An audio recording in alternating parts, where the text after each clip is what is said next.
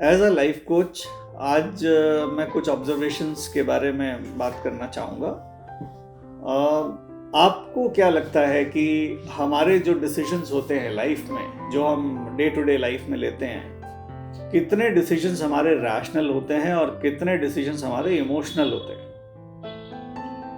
मैंने ये ऑब्जर्व किया है कि हमारे 90% डिसीजंस जो होते हैं लाइफ में, हम क्या पहनते हैं, हमें क्या पसंद है, हमें क्या करना है, कुछ भी डिसीजंस हम लाइफ में लेते हैं, 90% ऑफ देम आर इमोशनल।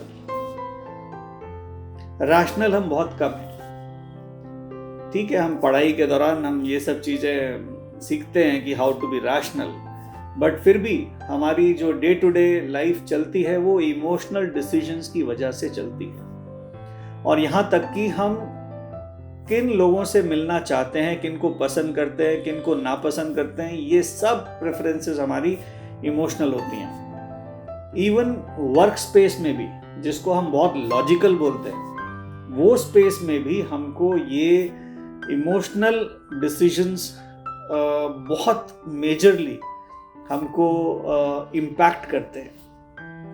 तो अगर हम बात करें लाइफ में किन क्वालिटीज से हम इन इमोशनल डिसीजंस को बहुत ही प्लीजिंग पर्सनालिटी में कन्वर्ट कर सकते हैं थ्रू दीज इमोशनल डिसीजंस।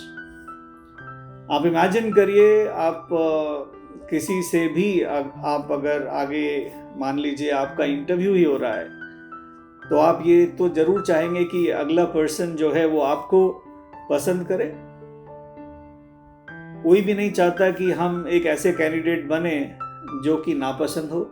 हमारे रिलेशनशिप्स में हम जरूर चाहेंगे कि हमारे आसपास जितने भी लोग हैं वो हमको पसंद करें। तो ये पसंद और नापसंद ये कहीं ना कहीं इमोशनल डिसीजंस की वजह से, इमोशंस की वजह से ही हम इस तरफ आगे बढ़ते हैं।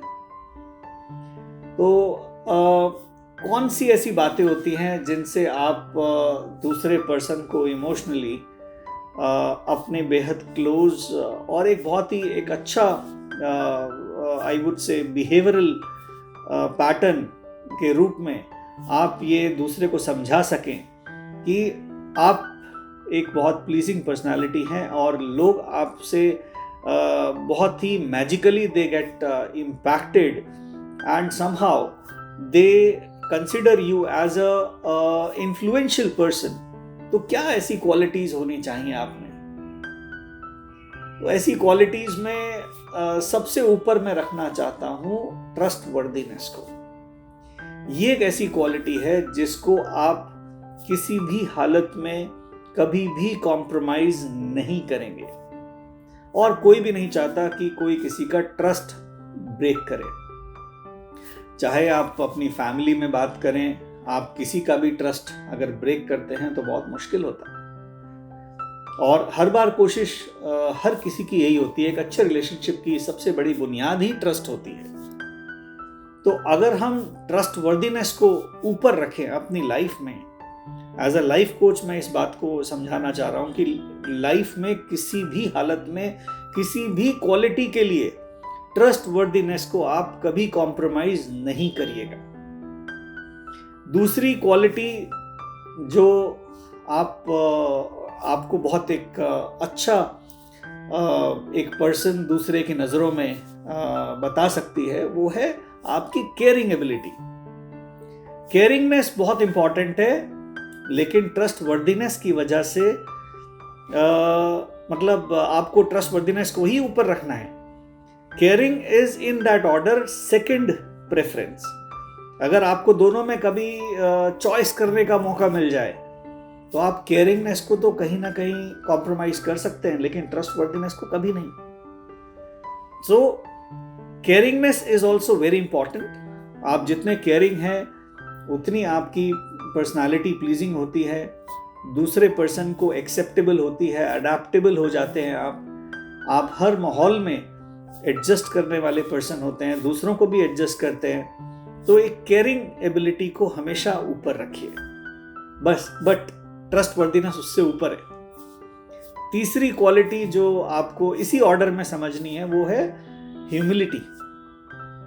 आप जितने डाउन टू अर्थ रहेंगे उतना लोग आपको पसंद करेंगे, इमोशनली आपसे कनेक्ट करेंगे।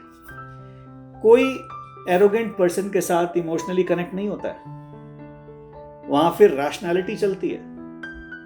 तो आपको कोशिश यही रखनी है कि आपको अगर एक प्लीजिंग पर्सनालिटी चाहिए, आप रिलेशनशिप्स को आगे बढ़ाना चाहते हैं, बिजनेस नेटवर्किंग को भी आगे बढ़ाना चाहते हैं, तो हम्बल रहिए। इसमें क्या नुकसान है हम्बल रहने में? Why you have to be snobbish? क्यों आपको दिखावा करना है? तो कोशिश करिए, अगर आप इमोशनल प्लेटफॉर्म पर आगे आना चाहते हैं जहां से कि लोग इम्पैक्ट होते हैं, 90% हमारी लाइफ में उसका एक वैल्यू है, तो कोशिश करिए कि आप हम्बल भी रहिए। लेकिन अगर केयरिंग में और ह्यूमिलिटी में अगर आपको कभी चॉइस करनी पड़ जाए तो केयरिंग ऊपर रहेगी। आपको केयरिंग रहना है पहले, बाद में हम्बल रहना है। ये इसी ऑर्डर में चलती है, लाइफ इसी ऑर्डर में चलती है, आपको इसी ऑर्डर में देखा जाता है। और आखिरी आपकी जो एबिलिटी है वो कैपेबिलिटी की बात करते हैं। आप कितने भी कैपेबल क्यों ना हो, लेकिन इन 3 क्वालिटीज में अगर आप ऊपर नीचे हैं, आप ट्रस्टवर्दीनेस आपकी नहीं है, केयरिंग एबिलिटी नहीं है, ह्यूमिलिटी नहीं है, लेकिन आप कैपेबल हो, तो आपकी कैपेबिलिटी किसी काम नहीं आएगी। तो आपको इस बात का ध्यान रखना है, क्योंकि कैपेबिलिटी के लिए रैशनैलिटी यूज होती है, वहां इमोशनल सेंस यूज नहीं होगी। सो लाइफ में अगर आपको आगे बढ़ना है तो आपको इन क्वालिटीज के सहारे आगे बढ़ना चाहिए। और हमेशा ध्यान रखिए कि दूसरा पर्सन भी इमोशनल है, और यदि आपको किसी को इमोशनली इम्पैक्ट करना है तो आपको इन क्वालिटीज के ऊपर बेहद ध्यान देना पड़ेगा। केवल ध्यान ही नहीं, ये तो आपकी लाइफ का एक इंटीग्रल पार्ट हो जाना चाहिए। It should become a constitution for you that I would never compromise trust of any person, I would be caring, I would be humble, and capability comes last.